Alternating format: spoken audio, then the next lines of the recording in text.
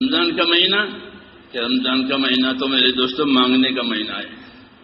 سائل اللہ لا یخیب، حدیث شریف میں ہے کہ اللہ سے مانگنے والا رمضان میں وہ تو نامراد ہوگا ہی نہیں، اور اللہ کو یاد کرنے والا رمضان میں وہ بخشا بخشایا ہے.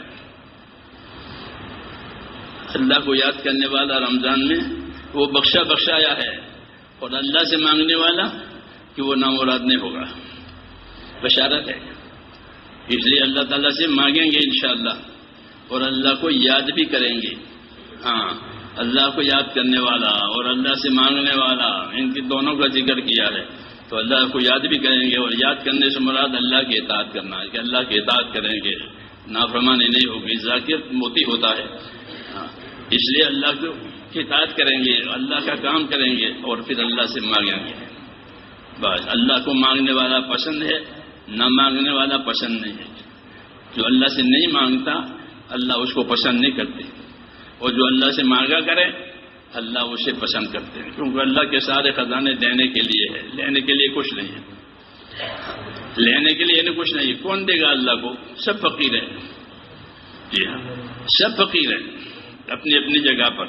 جی ہاں، اس لیے کہ اللہ تعالیٰ سے کہ مانگنے والے بنو. دعا مومن کا ہتھیار ہے، سب سے بڑا ہتھیار. آخری ہتھیار جو نبی استعمال کرتا ہے وہ دعا ہوتی ہے. وہ آخری، ہاں آخری پاور ہوتا ہے، اس کو آخر میں استعمال کرتے ہیں. ہاں، وہ تمام نبی اس کو استعمال کر کے چلے گئے سوائے حضور صلی اللہ علیہ وسلم کے. حضور صلی اللہ علیہ وسلم نے اپنے آخری پاور کو استعمال نہیں کیا ہے. آپ کا آخری پاور استعمال ہوگا قیامت کے میدان میں. جی ہاں، تو رحمت عام ہو جائے گی. جی ہاں، قیامت میں آپ کی وجہ سے ہر ایک کو حصہ ملے گا. جی ہاں، وہ استعمال کریں. فرمایا میں نے اس کو استعمال نہیں کیا ہے، میں اس کو قیامت میں استعمال کروں گا سارے عالم کے لیے. جی ہاں، تو ہمارا تو سارا کام رحمتوں پر ہے. جی ہاں، سچائی پر ہے. اور بس اس لیے ڈرنا نہیں ہے، گھبرانا نہیں. ڈر تو لگے گا تبھی چیز ہے، لیکن گھبرانا نہیں ہے، نا امید نہیں ہونا ہے. مسئلہ اللہ نے اپنے ہاتھ میں ہی رکھا ہے، کسی کے ہاتھ میں کچھ دیا ہی نہیں ہے. جس کو دیا ہے اس کو امتحان کے لیے دیا ہے کہ اللہ اس میں رکھا، اس کو دیکھیں گے یہ کیسا چلتا ہے. پھر اس کی کوشش کے مطابق یا اللہ اس کو نامراد کریں گے یا اسے کامیاب کریں گے. امتحان ہے، ہر ایک امتحان میں ہے. اللہ تعالیٰ ہمیں ثابت قدم رکھے، بس یہ ہے. اس لیے رمضان کا کہ خاص اہتمام کریں، خاص عبادت کا بھی اہتمام کریں. حضور صلی اللہ علیہ وسلم عبادت بھی بہت زیادہ کرتے تھے. ہماری جو محنت ہے وہ بھی ہوتی رہے، توبہ استغفار بھی ہوتا رہے. جی ہاں، صدقہ خیرات بھی ہوتا رہے.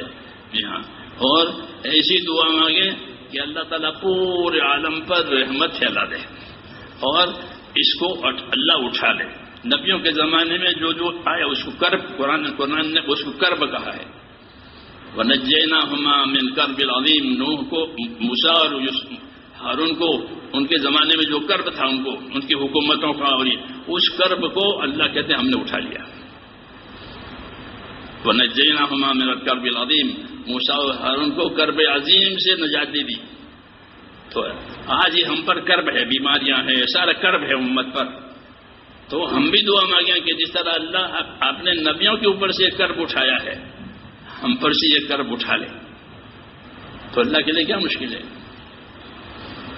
کہ وہ جو چاہے کرے کرب اٹھانے میں، وہی جانتا ہے کیا کرنا چاہیے. تو ہم بھی دعا مانگیں کہ ہم کو اس کرب عظیم سے نجات دے دے. امت، اللہ تعالیٰ امت کو ہر قسم کی بلا بیماریوں سے اور پریشانیوں سے نجات دے اور امت کو صحیح راستے پر ڈال دے.